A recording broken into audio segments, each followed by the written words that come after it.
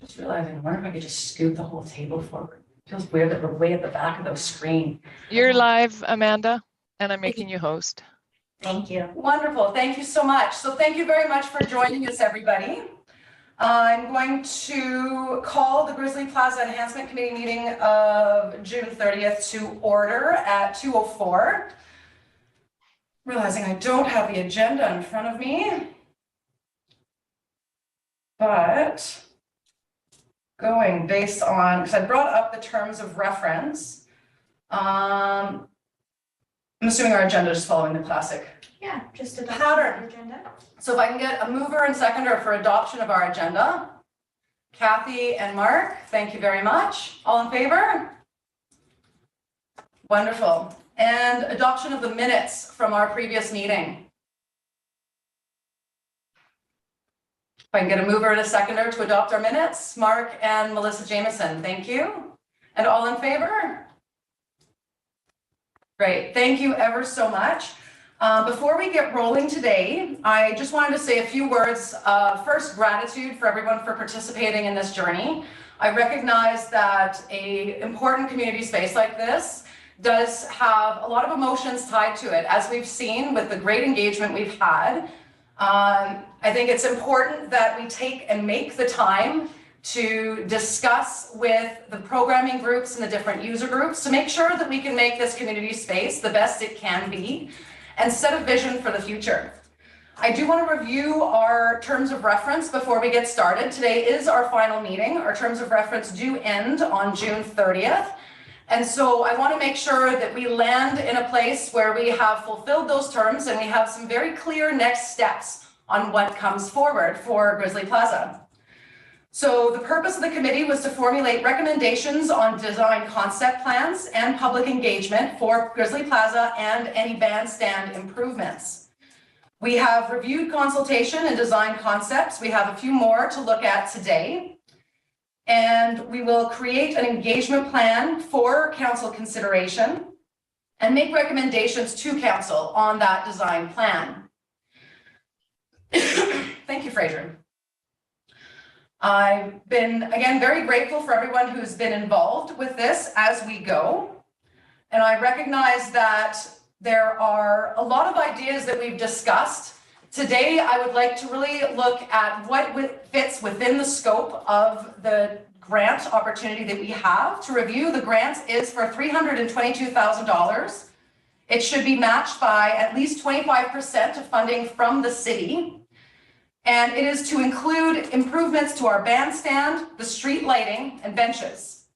It is not to include paving, landscaping, and storm drains from this grant. So any of that work would be happening beyond and above that. I'm very grateful to have all of the great recommendations we've seen thus far for those purposes. And I'd like to discuss today, by the end of the meeting, I would like to discuss where those points fit. So I just came from the Recreation Center where the boards are up for the Master Transportation Plan, and we just approved the Master Parks and Rec draft on Tuesday's council meeting. And so I think a lot of those conversations we've been having around paving, roadways, BC Transit, the storm drains, the trees, the planters will fit in very well to those plans. So I'd like us to consider what recommendations we will send forward to both the Master Transportation Plan and our Parks and Rec Plan. Part of the recommendations of that is to create an urban tree plan. And I think that a lot of the discussion we've had around storm drains and planters will fit nicely into that discussion to move forward with and to capture a lot of the feedback that we've had here. So first, if I may, Scott, you'd mentioned that you're not able to stay with us for very long. You mentioned you have had a chance to review the design concepts that I would like to review with Jason and Fraser, but I recognize you might not have the time capacity to stay with us through that presentation. Would you like to speak your comments before? Yes, please. Absolutely. Please go ahead. Thank you very much for moving me up on the agenda, and I apologize I can't stay for the entire meeting. Really, the main points I have is, first of all, I just want to reiterate my support and excitement for the concepts. You know, I fully support the improvements for Grizzly Plaza, I fully support, the idea of some of the concepts. But I just wanted to really just reiterate the points that I made at the last meeting, that in order to support the long-term success of the transit system, it's absolutely critical that either the Grizzly Plaza can continue to still be accessed by the transit buses, including the ability for one transit bus to pass by another, or to have another location for a transit hub within 1 or 2 blocks of Grizzly Plaza. So that's really the main thing, is if for the transit system to be successful in the long term, we need a hub that's right near the core of downtown Revelstoke that's going to enable pickup drop-offs and also bus transfers. So whether it be Grizzly Plaza or another option within a few blocks, I think those are absolutely critical points to be kept in mind. And other than that, I really don't have anything additional to add. Wonderful. Now, when we talk about a pickup drop-off hub, do you have a clear list of what are the minimum requirements for that to be successful? Is it space for 1 bus to park, 2 buses to park, passing? What details do we need to make sure are available? Steve Bailey and the people who are working on the master transportation plan might have information that's more detailed than mine. I would say just looking at the future of Revelstoke Transit, and especially after looking forward to the consolidation of Revelstoke Transit and the Resort Shuttle, we would need space for up to 4 buses at a time at Grizzly Plaza. Looking forward to expanded routes and the ability to for those buses, if one is parked, another can get past it, and a reasonable amount of space for passengers to wait while they board the buses or alight from the buses. Wonderful. Thank you very much for that, Scott. I really appreciate your time today. Okay. Anything else before I step away? Are there any questions from Jason or Fraser or anyone else in the committee? Not seeing any. I think you are safe to go, Scott. Thank you so much. Thank you. Thank you for understanding and letting me sneak away. Have a good meeting. Absolutely. Thank you kindly. Bye. All right. So next, I would love to invite Jason or Fraser to present this wonderful document we've been looking at.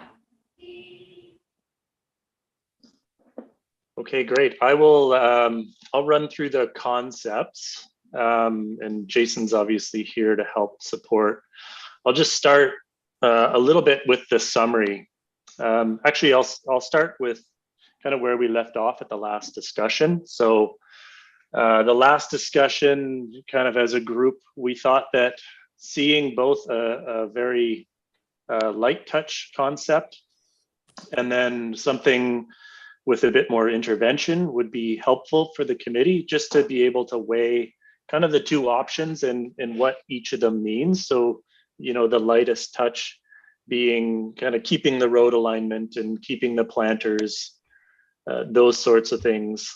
And then kind of the concept with a bit more intervention sees kind of a redesign of the planters, get a straight, a straighter road, and just some different space.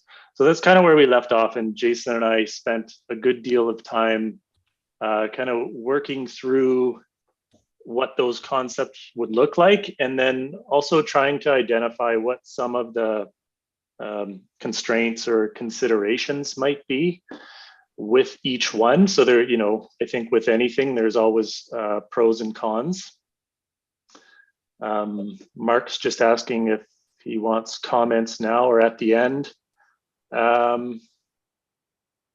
Why don't I just give a quick summary of the 2 concepts, and then we can get right into the discussion. So in terms of concept 1, again, the road alignment stays the same. The planters remain. We've kept the corner planters at Victoria and First Street, so the ones right along the sidewalk there. Tried to maintain as many trees as possible.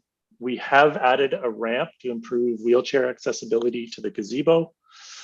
There's room for some more art along First Street, and have integrated some stormwater plantings, not quite as extensively as in the second concept.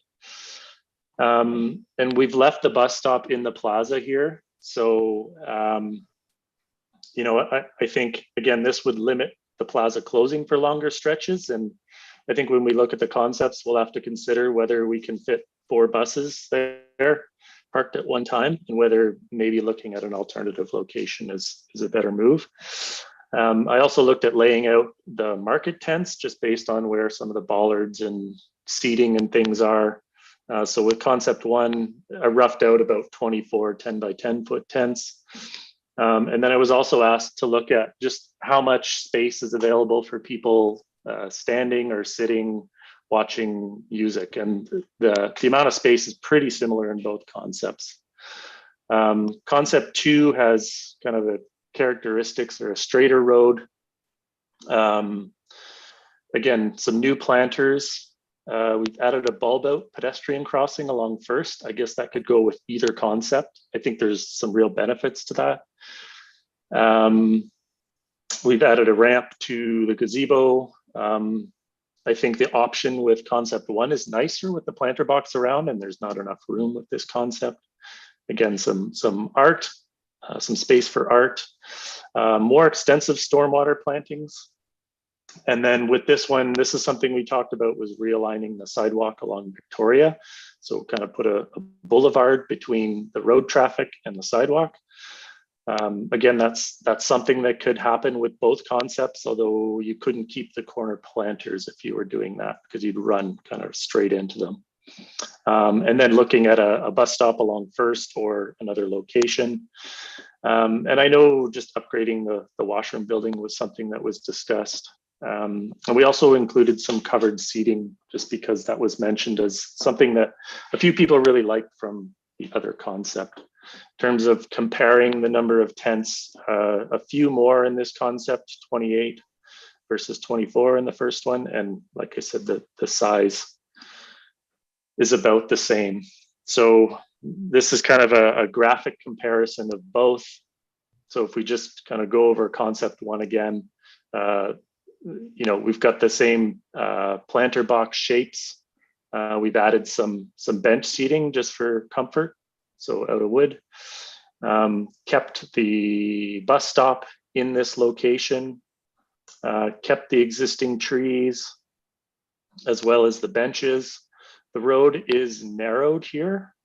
And, you know, we've got bollards, as Steve Black mentioned. We'd need to keep the bollards just for safety. I do like the way this gazebo has worked out with the planter box kind of completing that circle. You know, the existing trees along the edge of the parking lot, we've retained and tried to provide kind of a cut through there. That's most of it. You'll notice the area south of the road is a little bit narrower than in the second concept. So with this straighter road alignment, there's a bit more room for some planters that could provide seating with trees there. It's also just a bit wider based on how the bollards are placed. So that's why you can fit in a few more tents. The covered seating lines up nicely to this kind of squared planter box. Again, room for art. And then integrating, you know, the stormwater features along the edge of the parking lot with some cut throughs for food trucks or just access, and then the realigned sidewalk. So I think at this point it's probably a good time, if we're trying to keep it to an hour, to open up to concepts. I could talk about some of the specifics more, or Jason and I can talk about that, but why don't we open it up to concepts? And we've got these two kind of right in front of us, so we can speak to a few things now. That would be great. And I do see all of you on my screen now, so I should be able to see hands. I'm not sure if you can see mine, as I'm the little wee face in the middle of the screen, but anyways. You'd mentioned Mark had some comments in the chat. So Mark, would you like to go first? Am I turned on here? You are, yes. No, I always have comments, of course, but I was just wondering if you wanted to do it as we went along or at the end, and I actually prefer at the end, but if I thought if everybody was just jumping in, but anyways, a couple of questions that I have about process, and I guess maybe I missed something, Nicole, but I don't recall hearing about the terms of reference where there's specific items that were tied to the grant application, because I've never seen the grant application. I think at the very start, this group should have got the grant application to see exactly what the terms of reference are and what the money is for. So to tell you the truth, I was a little bit surprised to hear the criteria, and it's quite narrow. But you know, having dealt with Columbia Basin Trust in the past, I know that if they see a plan that has good community support, it's easy to work around that grant application. But Right. I don't know. But anyways, I'm not sure if I missed something or if I'm the same as everybody else. I don't know. But No, fair enough. It was part of the first meeting, but that was quite a while ago. And I also recognize organizing documents has always been an interesting challenge. But yeah, it was part of the initial meeting when we were first talking about the plan and the process. It has felt a little to myself as well that we are building the airplane as we fly it to a certain extent. I was trying to match up with some of the OCP process with making sure that we do have very fulsome integration and ideas from the community to really make sure we're looking at a bigger picture view than maybe the scope of the grant itself, so that we can both work with the grant to do some of the work and the priorities, but then while we have this great group of people together to come up with a wider plan that may be able to come forward and over time. Does that make sense? absolutely. I think too, Steve mentioned that there will be a water line replacement. So I would imagine something like the paving budget would be accounted for within that. Yes. So I think that's one item that's likely not on the list there. So I do of course have a couple of comments, and you know, the art, and I understand that it's just the red bear at First Street. That's there as a concept idea. That's not what that would be, a whole other design process and costing and everything else. And you know, I think that the bear is kind of cool. But was it actually talked about and voted as this is something that we need to be putting in? Because I don't recall that either. So I'm you know, I think, and Fraser, correct me if I'm wrong, but the impression I'd had was this appetite to hold space for Indigenous art, Indigenous engagement, that maybe that came from, but go ahead. Yeah, that was the idea, that okay. I think there are artists that are going to be able to do something better than what I've shown, but it was just about making space for that potential. And again, you know, not everything's going to happen at once. That might be something that gets done 5 years from now, 10 years from now, as part of another grant or something like that. I was just curious. It keeps reoccurring, and I don't recall much discussion. And I think it's great. One of the things that I would be recommending is if there is going to be some kind of a statue or a bear, it would be very cool to make it kid friendly, because the kids like climbing on stuff like that, and I think it's a great opportunity to introduce something fun for kids. It's a photo opportunity for parents and grandparents. But anyways, that's I'm not against the idea. I just wanted to know the process of it being involved there. I guess I'm concerned about option 2, where the big trees are removed, and I'm concerned what kind of public reaction would happen if those trees were removed. And again, it's just another process thing, is that I always thought we were talking about seeing where we could add more trees. I'm concerned when I see these ones being removed in concept 2. Right. And Fraser, my understanding of it was that was only if there was damage to roots. But the idea was. Yeah, so part of the issue is that they're about, 8 to 12 inches above grade. And so if you're doing any work like repaving or redoing the sidewalk, anything like that, putting in infrastructure under there, you might end up damaging the roots. So I would imagine an arborist would come in and assess, like, is the work being proposed going to affect the roots of the tree? And if so, maybe we need to look at something else in terms of replacing them. Jason might want to comment. He's a little bit more familiar with trees and species and things like that. But I think that was part of it. And then, if that were the case, then there's an opportunity to add these kind of stormwater trenches, as well as move, like right now, the planters they're planted in kind of jut out into the sidewalk and make that a bit of a narrower sidewalk. So there's an opportunity to kind of make them level with the property lines, and then just keep that pedestrian space the same width the whole way through. Great, I don't know if Jason, you wanted to add anything. Yeah, I mean, so full disclosure, I concentrated more on concept 1 than concept 2. What I and Fraser, correct me if I'm wrong, but you've planted more trees back in those spaces where the trees were removed. So with the stormwater features, we were looking at opportunities. There's products where you can protect the roots of the trees and create more soil volume, which also acts as a stormwater feature. I'm confident that we could keep those trees one way or another. It might be delicate engineering, but I'm pretty confident that we can keep them. But I think what Fraser was trying to show was, if it wasn't possible to keep them, we would integrate new plantings into stormwater features, and there would be a net gain in trees overall.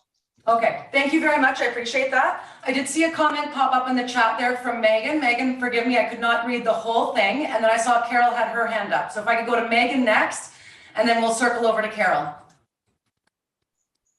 Yeah, sorry, my comment was just with regards to Mark's question around the art piece on Grizzly Plaza First Street. I said that I thought we had, as a group, kind of discussed that we wanted to have an art piece at First Street as well, to give that concept of like an arrival in Grizzly Plaza, whether you're coming in from Victoria or from First. It would give you that sense of place. Right. That was my only comment. And thank you for it. I appreciate that. Carol, if we can go to you next. Yeah, mine was just sort of reflecting on the art piece as well. I just as sort of current chair of the Public Art Committee, I think I'd refrain from calling it grizzly art and just creating the space for it, and then letting sort of the public process around either commissioning specific work or whatever designate what the end product might look like. So as opposed to maybe focusing that it might be a bear, it might be something else. So yeah, just from that perspective, it's I totally support creating a space for some art to land at some point. Wonderful. Okay, so as we move through the meeting, I'd like to continue to discuss some of the different details, but I am looking for some recommendations to come out of this. So Carol, perhaps if you could consider what recommendation we would send to the Public Art Committee to start that process, and we'll make sure we get that on the minutes by the end of the meeting.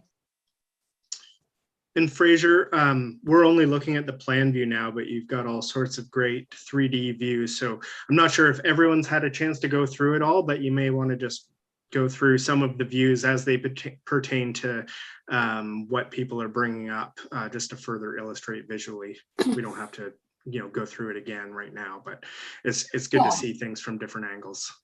Yeah, why don't we, if there's any kind of general comments on the two concepts, again, I think it's important, in terms of recommendations, to talk about, which way the committee's leading. I think the key components of concept 1, again, are kind of maintaining the road alignment, but with a narrower road, maintaining the planters. And I think, again, a discussion on the corner planters. So these ones here along Victoria and the parking area, Victoria and Mackenzie. and how that, you know, kind of works with a redesigned sidewalk configuration that better protects pedestrians. So, you know, kind of broad, big picture things like which road alignment do we prefer with the two concepts? Which sidewalk alignment do we prefer with the two concepts? I think part of the reason I presented the alternative option in concept 2 without the big trees was, you know, if the committee prioritizes stormwater treatment, you know, over kind of the existing trees, then that would be a case where maybe you remove the trees anyways. If the committee doesn't prioritize that, if that's something the committee wants to recommend, like we need to keep these trees, you know, as much as possible, then, you know, again, I think those are kind of the big important pieces that I'd like to hear from generally. I guess the covered seating would be another kind of bigger intervention. And then with that, we can kind of move on to the more detailed stuff and ask specifically about, you know, what should go in the preferred concept at the end. So whether that's, you know, public art or those sorts of things. Right. And I think just through our discussions and looking at what is and is not in the scope of the grant, which is kind of highlighting what our first phase and initial priorities will be. To me, any recommendations about the trees and the storm drains, I appreciate your question though, is what's the priority here? And that would be a recommendation that I'm going to suggest we send to the urban tree plan. That is a next step coming out of our Parks and Rec plan. So that the work that happens through there aligns with our priorities, that we capture that thought, but we recognize that might not be part of this initial grants work. Does that make sense? Yep. Okay. Megan, you have your hand up. Yeah, I can address, I guess, some of Fraser's questions if we're doing a roundtable now. Yeah, that would be great. And then I see Mark's hand up. We'll go to you next, Mark. And then we'll Tamara Leah also has had her hand up, I think, as well. I do see that now. Thank you. Perfect. Yeah, so from my perspective, I obviously like the ideas that are relevant to both concepts that Fraser's come up with. So everything from the accessibility ramp around the gazebo, the art, the stormwater plantings, those types of things. I would say, like, as a general comment, I prefer concept number 1, but with concept number 2, road alignment and planters. I guess I have a question around concept number 2 as to why there isn't enough room to add a planter with this option for the gazebo, and why the trees were removed, and what the rationale is for the new washroom and storage building. Yeah. Sure. So I've gone with a 4-meter road width, which is probably about the narrowest you'd want to go for a single lane of travel. So it's a little tricky, but if you're, and just confirm, you like the straight road alignment and you would remove the existing planters in favor of? No, I basically like concept number 1, but with the planters in concept number 2 and the road alignment in concept number 2. Right. If that's so an option. You like the planters on the south side here in concept 2? Yeah, I like the open facing, like what we talked about with allowing, like, being more, having like visitation, it be more friendly to come in rather than being blocked by the planters. Right. Yeah, I think there might be a little bit of room. You can see it's pretty tight if you want to do that gazebo planting. Mm-hmm.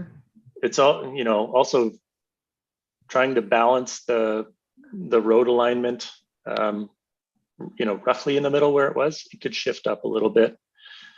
I think part of the reason they didn't fit in this concept where the road was that they were just too, like, quite narrow, and they felt a bit awkward when you try and fit them in there.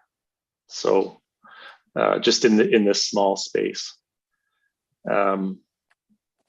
It's maybe something we can that could be looked at in the preferred concept or whatever, but that was kind of the rationale for that.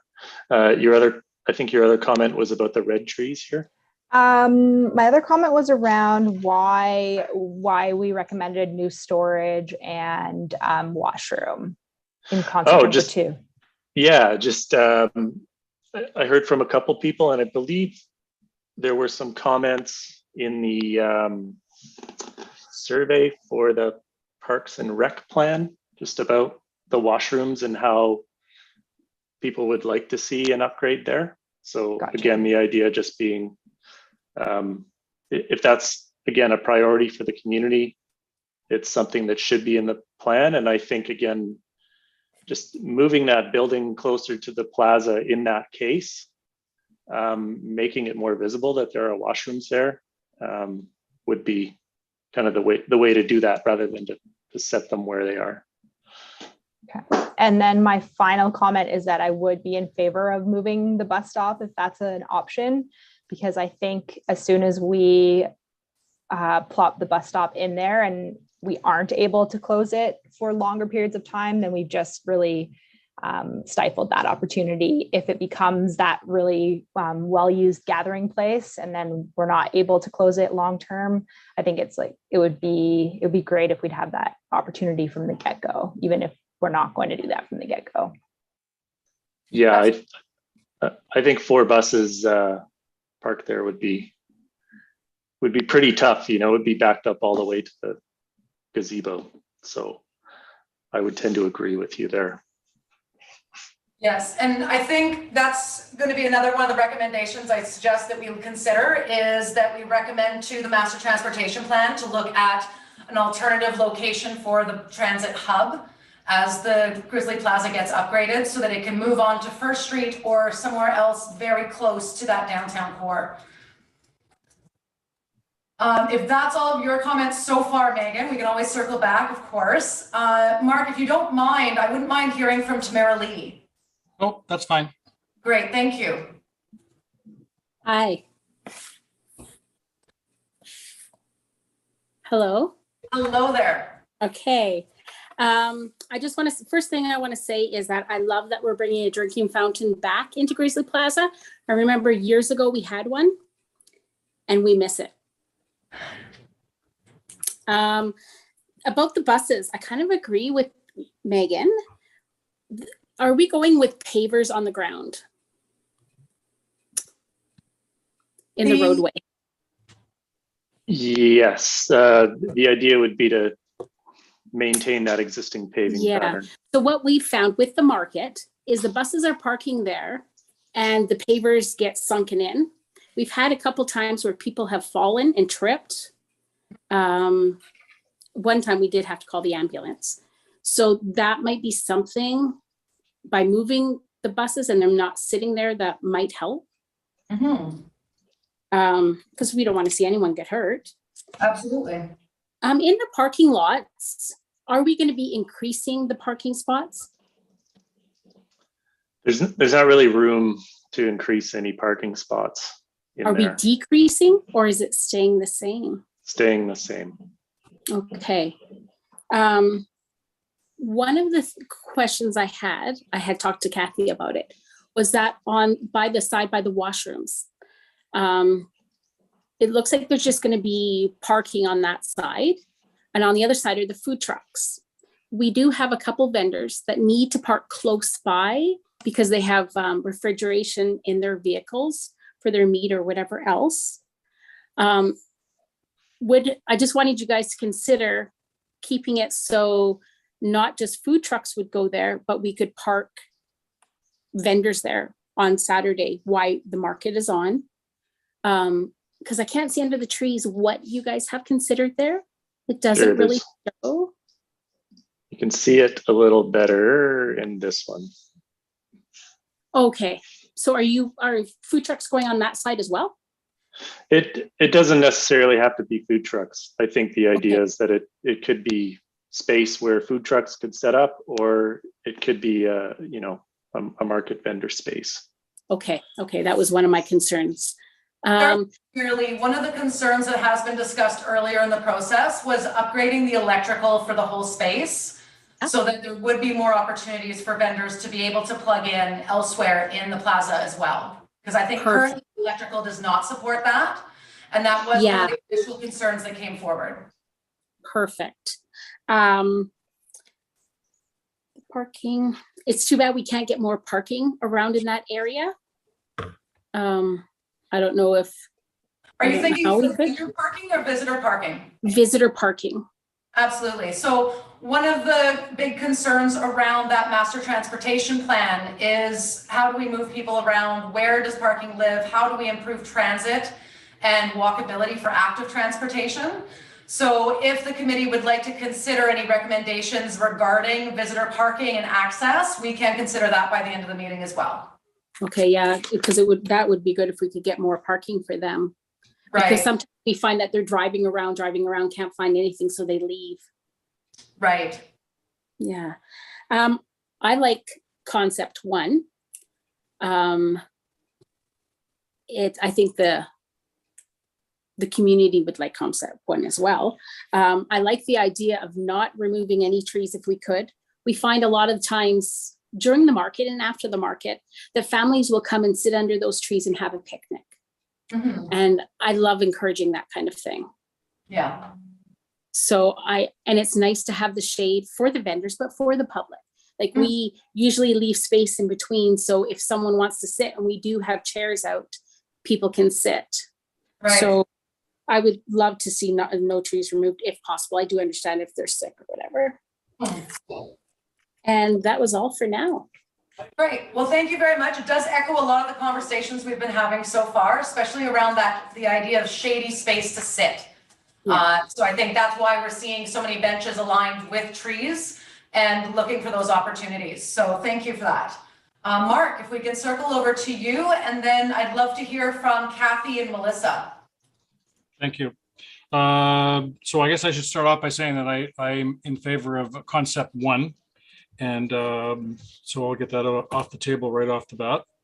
I see we're talking about bringing the fountain back in. We should make sure that the fountain has the bowl on the bottom for dogs, so that they can get looked after as well. Okay, and it's I've seen them all over the place. It's just whatever style of fountain that you buy, get one that'll accommodate those guys too.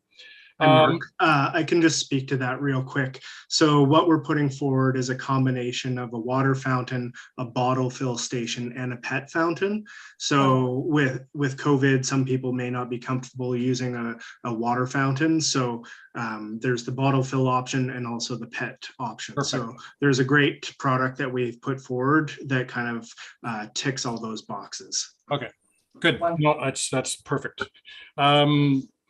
You had a picture of bike racks, and they're these, what I call them, they're whoop-de-doo. They go in circles. I think they're horrible, and I think that they're ugly. Yeah, that's it. So if you had a picture of what the fence looked like below the big trees, if you take a section of that fence, which is a heritage style fence, and you mount it in the ground, it actually becomes a heritage style bike rack. Everything that we do should have a heritage element to it. These whoop-de-doo bike racks do not. And I would really I wanted to get rid of them as soon as they put them in, because they're so ugly as far as I'm concerned. And I don't even think that they work that good. But anyways, I won't dwell on it because you guys already know how I feel.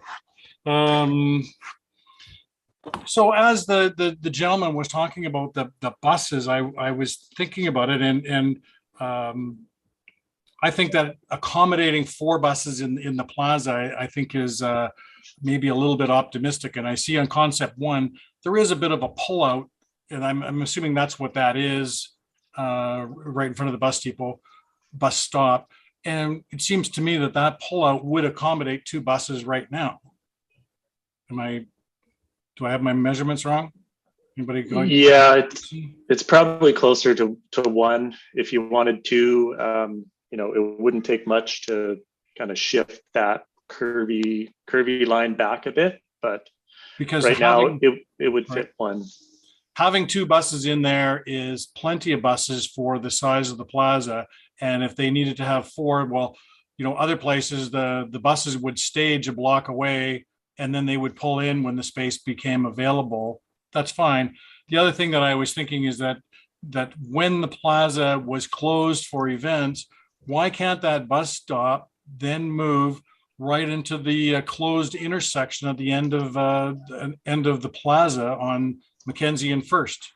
Because there's no traffic going through there. And why can't they just park on the side of the road right at the entrance or the exit to the plaza?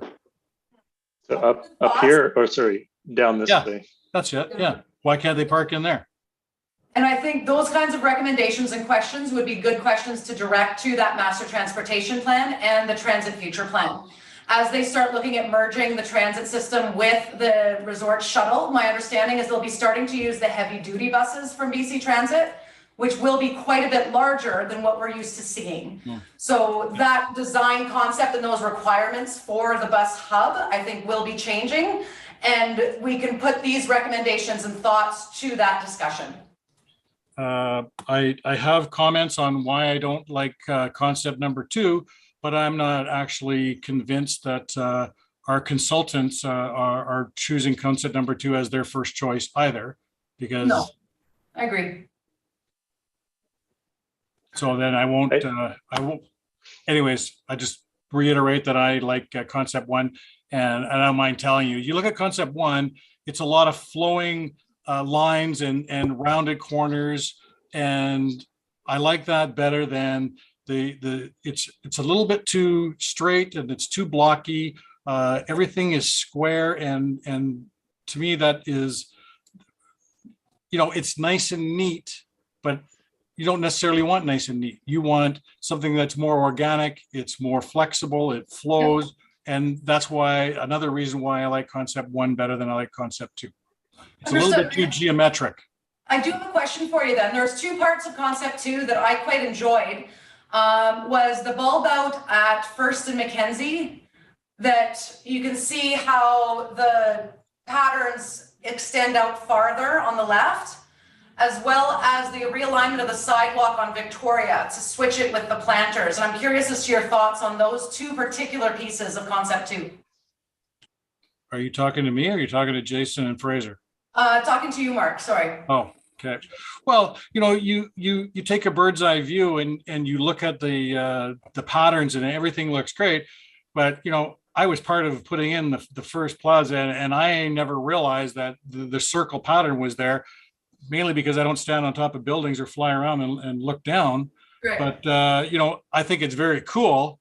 But does anybody actually know that it's there? The bulb out is probably more, but there is a bulb out on both of those. And I think that realigning the 2 planters in concept 1 to give a little bit more pedestrian space is, I wouldn't mind that. I like the wooden bench idea, and I did like the concepts of the way the benches were and the planters and benches were integrated in the concept 2. But again, I like the flowing lines and the round corners better than I like the straight lines. Okay, thank you very much. I really appreciate it. Kathy English, if we may hear from your wise words, please. I'm not sure if I have much wisdom to impart today, but I agree that I like most of concept 1 as well. Looking at the slide here, the bird's eye view, it just is more visually appealing and looks more vibrant to me. I like the idea of adding the public art close to First Street, and I agree that it shouldn't be decided upon at this point, that's something that should be part of the process of the public art committee, and that is possibly an opportunity to look at Indigenous art, because that was one of the things that was identified right from the beginning, was to include some Indigenous elements in Right. the plaza. So that might be the way to do that. So I'd like to see that stay under consideration. I see that only option 2 talks about upgraded washrooms.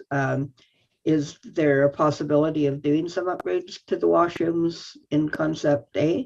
Or will it only apply to the one concept? Because I think there was a lot of people that agreed that there was some need to do some upgrades to the washrooms. That was identified by quite a few people as well.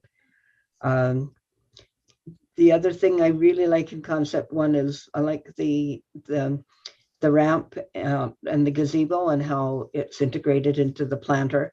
I think that really looks lovely. I don't really have a strong opinion on the bus.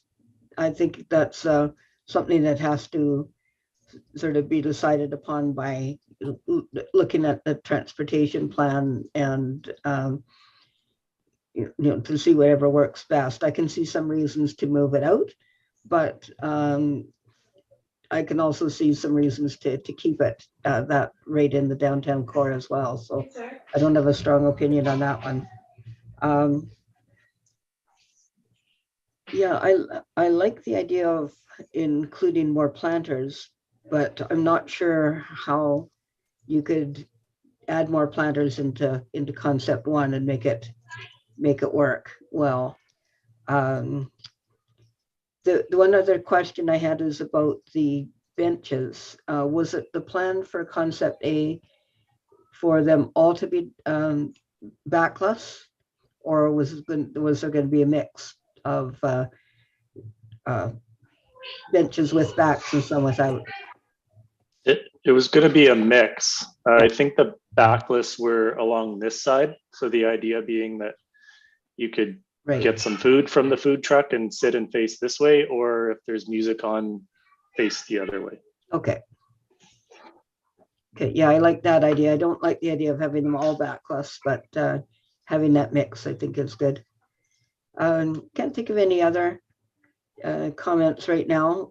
Good job in pulling this together, and I appreciate all the work that's gone into the design process. And it's been interesting to be a part of this process and look at ways that we can retain this wonderful community space and just find ways to make it work better for everyone. Wonderful. Thank you, Kathy. Melissa Jameson. So I think, like a lot of us, aesthetically I like concept 1, but I want elements of concept 2 in it. So I think I'm just trying to read my own notes here. So I like sort of like the bulb out. I like the realignment of the sidewalk along Victoria. I really like the idea of incorporating art. And I'm wondering if, I like Mark's idea of art that is sort of, where kids could play on, but I also like the idea of that being a way to sort of incorporate Indigenous culture and heritage. And I'm wondering if that couldn't be combined in some way. Absolutely. And obviously that would be something for, the art committee to discuss at length, but I just wanted to mention that that's something that I was just thinking of. Yeah. I think,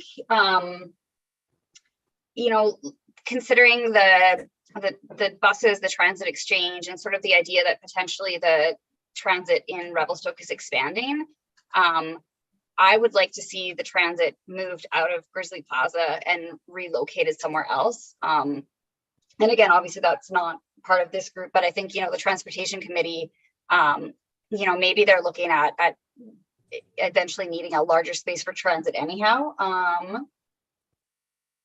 And then I think my biggest recommendation, I know there's key considerations that we haven't touched on yet that are sort of were included in the document. I think one thing that I'd like to see in recommendation to council going forward is that whichever concept is chosen, that we look as a community at meeting the minimum accessibility standards. And are you referring to a specific document about those standards? No, I've been trying to locate one and I don't know if BC just doesn't have one. Like I know there's specifics about the BC building code. I haven't been able to find one specific to the public though. Right, and I'm curious, they just released a new BC Accessibility Act. And I know there's been a lot of work done in that. I'd be curious to see if there's some documentation and some standards to align with or to try and exceed in that document. That might be worth referring to. Yeah, I mean, I'm just gonna make a note, Nicole. I can reach out to a couple people and just see if they know of anything specifically that would be really easy to find. That would be great. Yeah. Because that has been something we've all agreed on, I think, since the beginning of this process, that accessibility is key. That was part of why some of the areas are paved rather than pavers. Tamerly, I really appreciate hearing your story, your personal stories about having to call ambulances because people trip. That has been part of why we were looking at updating and improving Grizzly Plaza in the first place. And the comment about the buses depressing some of those pavers is an interesting update that I don't think we had appreciated before. So to me, that pushes more towards requesting that the transit hub be considered to another location, perhaps. I can speak a little bit to that as well. So in the 30 years or so since those pavers were put in, there have been some design improvements to different paving stones. So it's not that we would use exactly the same paving stones necessarily, but it was that we could keep that theme and we could have pavers on the road that are designed for heavy duty traffic that won't settle. And it's essentially like having a concrete heavy duty surface. So there's ways to keep that aesthetic.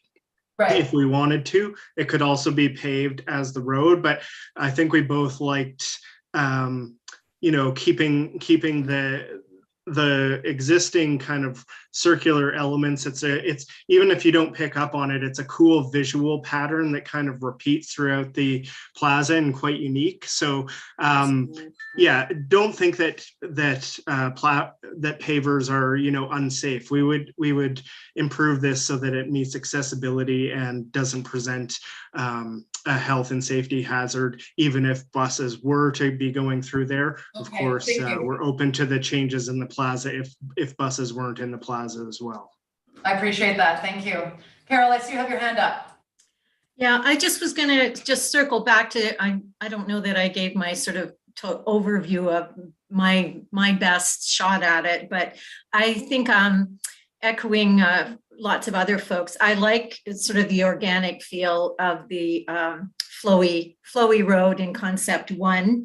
I like the Victoria sidewalk realignment though.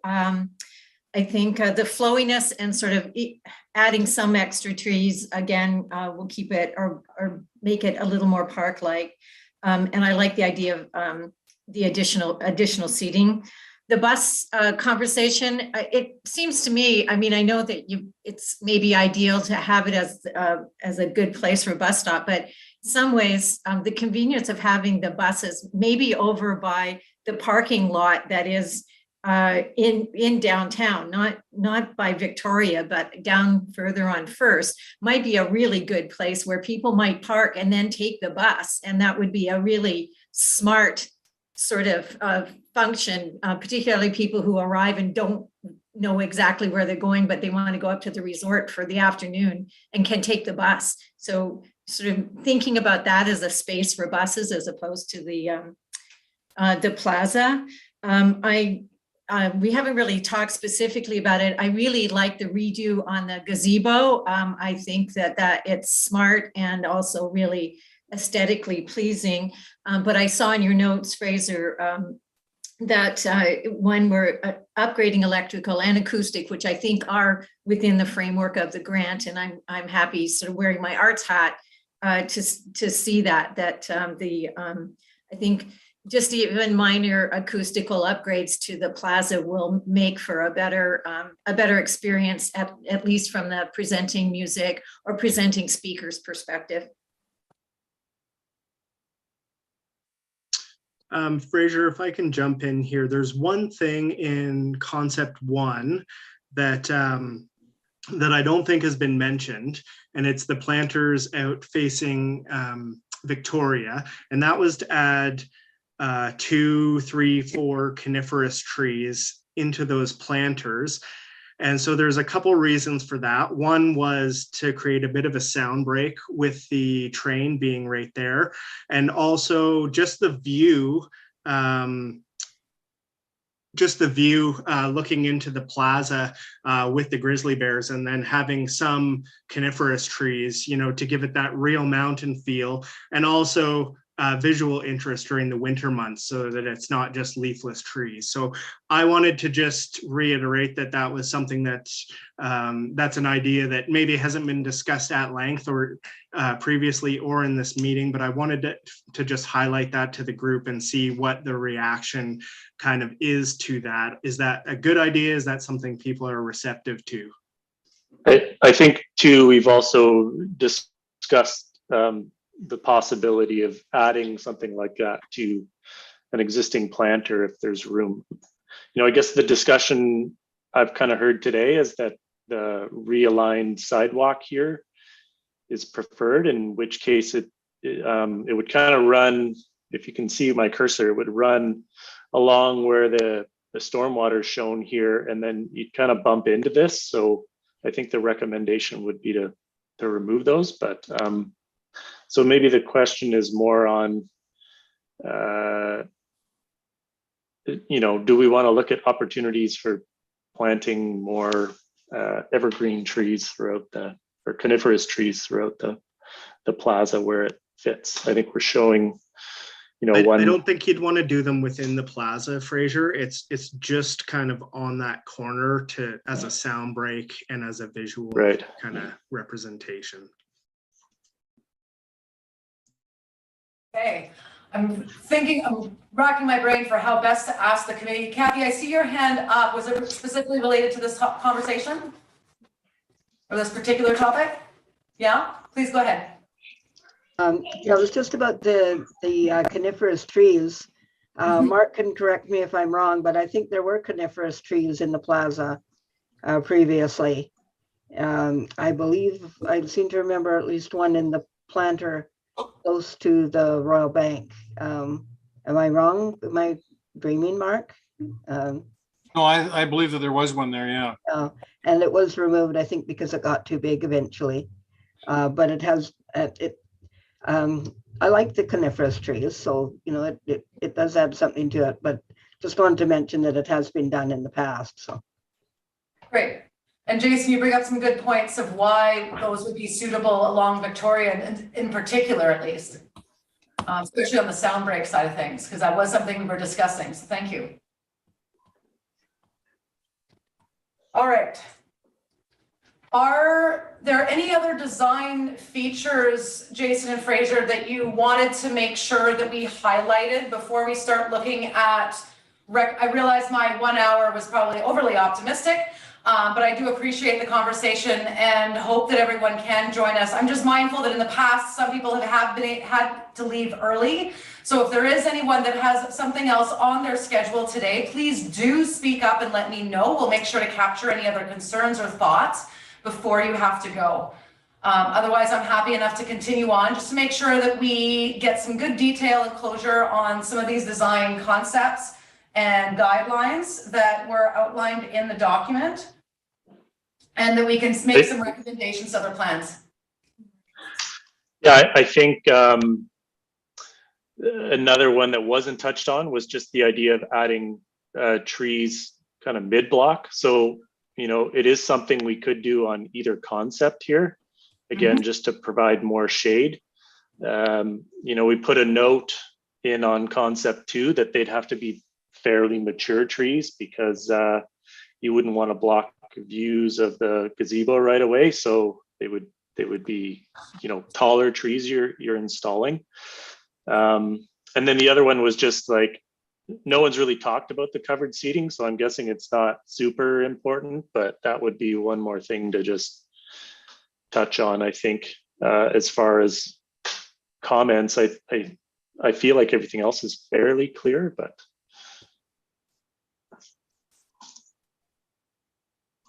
All right, and in the covered seating option, sorry, I'm jumping ahead. When you talk about adding mature trees, that's a very good point to note, that if there were additional trees added into Grizzly Plaza, that we should make sure they are of a certain maturity. I also noticed the additional trees you added in concept 2 do fit in where the current bus pullout is. So it might tie in with a comment about phasing, where if the bus hub does get relocated, then we can look at adding more trees in the place of. Does that make sense? Yes. Okay, great. And then on the covered seating option, we have talked a little bit about that mix of bench seating, so some both open back and backed seating. And I think covered seating kind of fits into that same theme, if you will.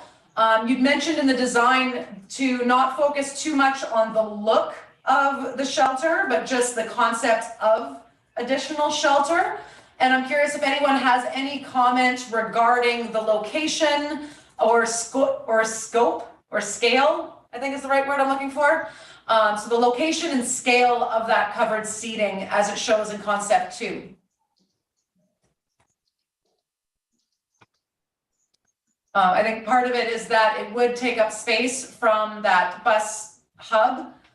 So we'd want to make sure that would be, again, part of the phasing, that if the hub is gone, then we can look at additional trees as well as that covered seating. Carol, I noticed you took your mute off.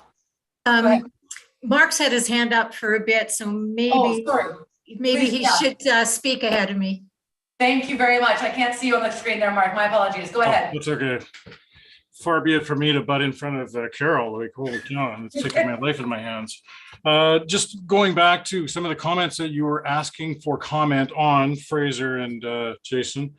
Well, the last one was about the trees mid-block and on concept 1. And I guess I'm concerned about, you've got I'll call it kind of the plaza inside the plaza, and it's more where the audience area is. And I might be a little bit concerned about blocking the views for the band shell. So for me, the jury's out on that mid block, adding some more trees in. You've got a couple of them in on concept 2, and they're not in on concept 1.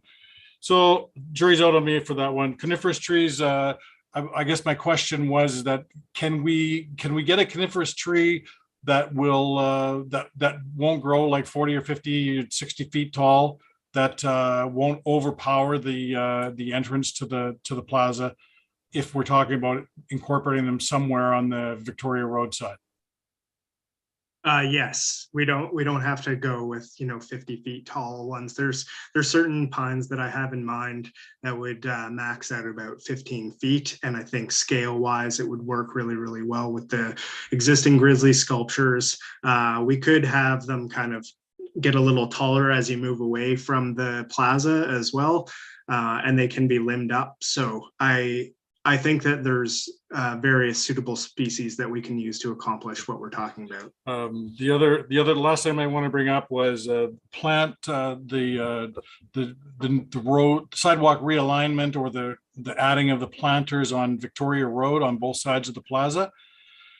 I guess what I'm concerned about, and my question is mainly for Jason, is with the road slop, with salt, with snow plowing, is there plants that are going to go in there that are actually going to survive that? And I think the worst thing that we could do is put a planter in that requires a pile of maintenance that doesn't get done, and it ends up looking like a dog's breakfast after the first or second year. When you do the drawing, it looks great, but what about reality in year 2, 3, 4, and 5, and so on? Are we just creating a maintenance nightmare and at a huge expense that we may regret? Yeah, it's an important question to ask. I do think that we can design it so that plants that are resilient to salt and road treatments, it may be a bit more maintenance in the spring for the city. So that would be, the city would have to weigh the pros and cons of the stormwater feature versus a little bit of added maintenance in the spring. I'm with you that I wouldn't want to create anything that looks like a dog's breakfast or becomes problematic. So that is definitely a good consideration to bring up and something that will require consideration moving forward. Okay, thank you. I'll just jump in. Just in terms of coniferous trees, I really like that idea, and particularly identifying species that'll slow growing, get to a certain height and at sort of maturity. So we're not doing a whole lot of tree maintenance and sort of that sort of thing. But I think it would add another kind of level of interest in terms of making the plaza more park-like and also welcoming. And the covered seating, I think it's a nice to have. I'm not sure it's something that fits within maybe our purview. It might.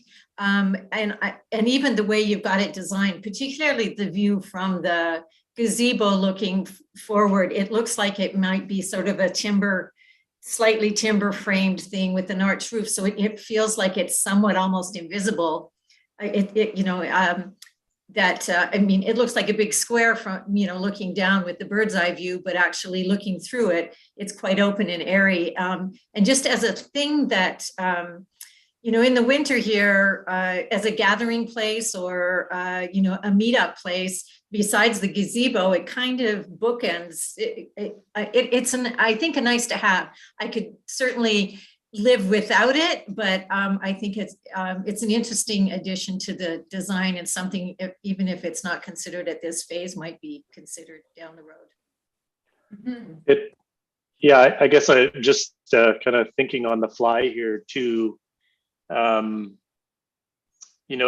might be an opportunity when the gazebo is not being used for street fest or events or something, just to have seating in there as well, and then you've got that covered space. So again, you can imagine some curved benches or something in there. Again, there are requirements for kind of the performance space that adding benches to that would really close that space in, and you'd be looking at solo acts for every show. But another option, I just again heard that kind of covered space would allow kind of more year-round use. So that, maybe that's where the covered seating discussion goes, is just having something in the gazebo instead, or having both. Again, Nicole talked about phasing. So maybe you start with the gazebo, and if there are people scrambling to sit outside in the rain or whatever in Grizzly Plaza, then it's something you can look at down the road as well. Absolutely. I'm curious, when you were talking about the backless benches and small bench seating, I've seen public spaces, well, especially as we're talking about the planters, would there be a way to put in some very modest seating into the gazebo and the bandstand along the edges? And Carol, I'm looking to you a little bit on feedback on this as well, is how much room is there that would not interfere with performances and might be helpful for them to have somewhere to put things, for instance? There's not a lot of room. It's not from a stage perspective, a 4-piece band. I mean, we've certainly had more people than that on that in that space, but there is not a lot of space. So if you started to sort of build in things around the edge, I think you'd really be limiting. I'm not necessarily the best person, to speak to that. There might be maybe a couple of options for spot seating, but certainly not anything that would look like a bench. Okay, thank you. Yeah, so that's all I can say to that.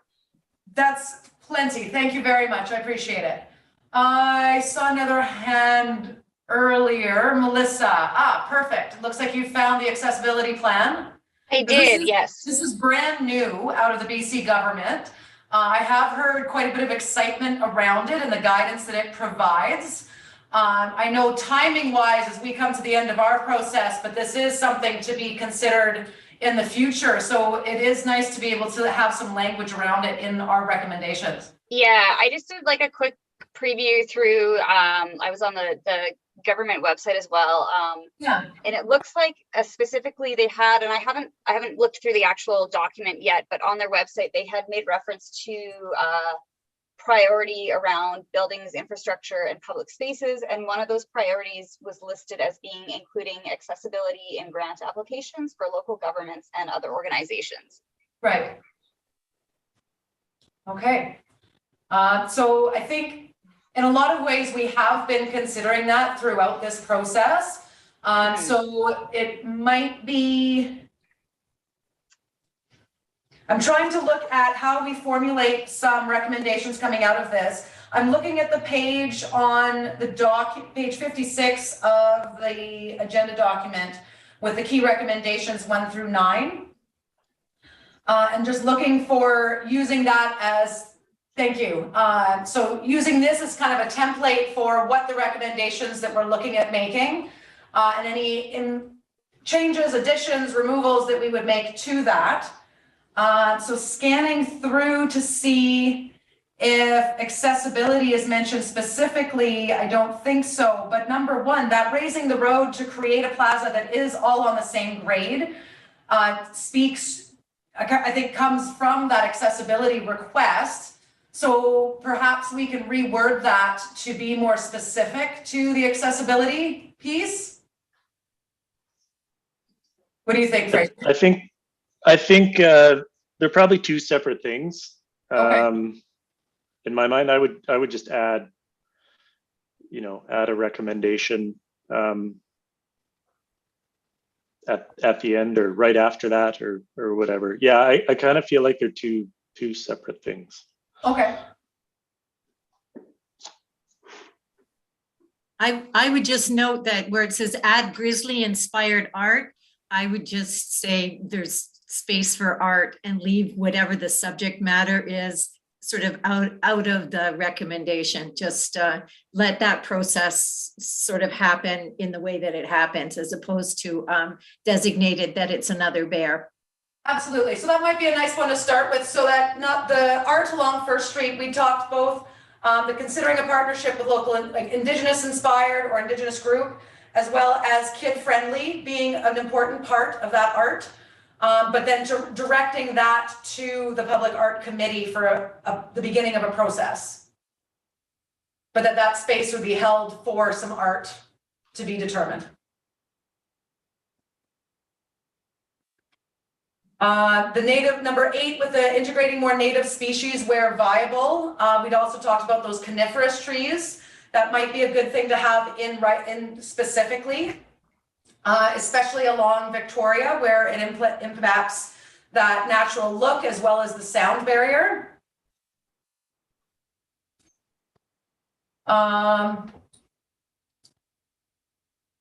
And my apologies, I'm thinking on the fly here as well, as we do. Again, this is where I was referring to building the airplane as we fly it, but I'm excited about the recommendations that we'll be able to come out of this. Now, number 4, increase the number and variety of seating options in the plaza. And perhaps we could add, as well as, or something to the effect of consider covered seating options in the future. Or consider additional covered seating options in the future. Number 6 has got, I guess if you combined 4 and 6. Yes. Gotcha, thank you, good eye.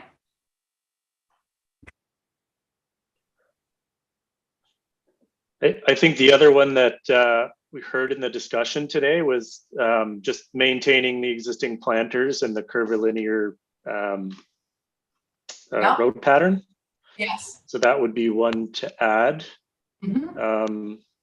I think the only one maybe 2 needs a bit more description, and I guess this would come from feedback from the committee. Just on whether you want to see the sidewalk realignment along Victoria or leave it as is. So maybe getting more specific about number 2 there. Gotcha. And just a quick shout out. Thank you, Mark, for joining us. I really appreciate it. Yeah, and when we were talking about the stormwater with number 2 there as well, we had spoken about prioritizing this keeping of the trees versus like stormwater being a close second priority, but maintaining trees. I seem to think, I've been hearing a lot of support for that realigning of the sidewalk, with the caveat that that stormwater system or whatever that does go against the road is very resilient and lower maintenance. That might be a recommendation to the master transportation plan as it refers to the streetscape and road maintenance. Does that make sense? Okay. The road bulb out. I don't know that we got much clarity on that recommendation. It seemed like it was a nice to have from most people, but that it wasn't a huge priority. I actually really like, when we talk about sort of the planters, that's the one, I like the realignment of the planter that gives you a much more open and inviting perspective from First and Mackenzie. That both concepts sort of deal with that. They make it much more open. And so I don't know that anybody specifically commented on that, but I like what either one of them does, and that is it creates sort of more space at that end. It doesn't make it so closed. So some sort of realignment of the planters. I think everybody likes some, but definitely to keep them there, but somehow change the sight lines and maybe the amount of space they take up so that it's a bit more open at that end. Absolutely. Yeah, it's a bit grayed out here. It's in concept 2. So this idea of just a smaller pedestrian crossing across First. The other nice thing it does is it creates this wider pedestrian path across Mackenzie. So you'll notice in the previous one, I didn't show it. And you'll see how awkward this space gets, especially if you need the ramp up. Thank you. Yeah. Just given where the clock is. So for me, I think that's a pretty important recommendation. But again, I'll leave it to the committee. Yeah, and that aligns a lot with what we've been hearing in other transportation conversations in other areas of the community. So for example, the school safety project has been speaking about this. The 4th Street Calming Project spoke about this, is widening those pedestrian ways and narrowing the roadways just to make for a shorter crossing distance and to make it feel more safe. So that recommendation actually does fit well with some of those other areas of the community to be consistent.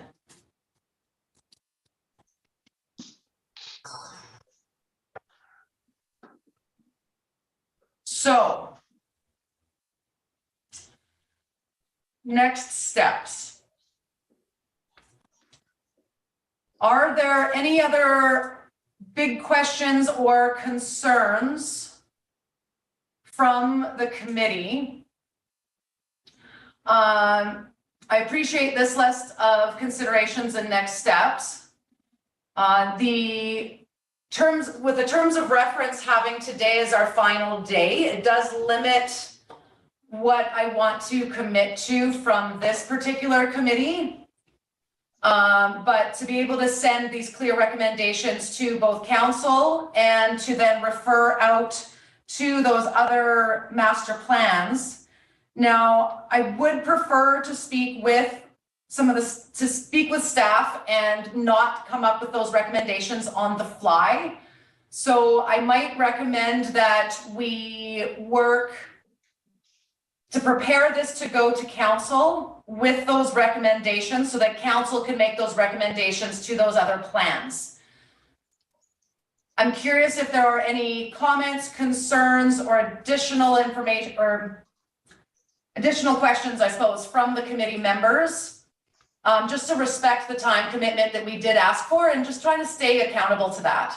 Nicole, if we kind of use sort of a similar thing that happened with the OCP, in that if the sort of final recommendations come through, and that as committee members we sort of say we support it, you know, that we were in the conversation and support it, that lends some weight to the council table, as opposed to just sort of stopping us here, you guys sort of refining the conversation and then handing it to council. If we sort of do that same OCP thing, it's just do a whip round where people go, yep, this is what we discussed, agreed on, whatever, that it's just kind of another confirmation that the conversation happened and that people are comfortable, the players at the table are comfortable with what's going to council. Absolutely. And so with the OCP process, forgive me, I haven't been super involved with those roundtables as much as you have. How has that been happening? So is it mostly virtually, or was it another meeting? Or I'm also considering inviting all of you to join us at the council meeting with the report, perhaps, to be able to add any additional comments like we did with the OCP focus group. Yeah, well, I think that's, like we did with the OCP focus group was once that final kind of draft that was prepped for council, people on the OCP, we just agreed to have our names at the bottom of the document or whatever. And we all did that virtually. We just, we agreed that's what we do. And when the email came out, we just said, yes, you add my name.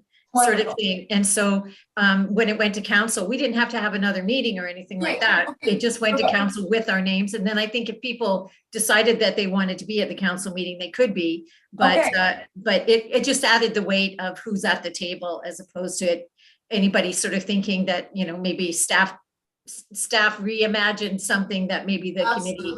And thank you for that. That's kind of what I was thinking in my head, but I just wanted to confirm, and I appreciate that it can be happening by email rather than having another meeting, especially since we don't have all of our members here today. Yeah. So if we all feel comfortable with what we've said so far, and Fraser and Jason, if you feel comfortable having gotten a good grasp of that, or if there's any further questions that you might have.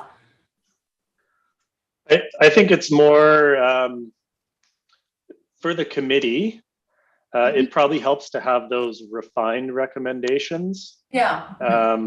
So my question is, do you want to handle that and send it out to the committee, or do you want us to take a crack at just adding those things that we talked about today and sending that out to the committee just to finish up?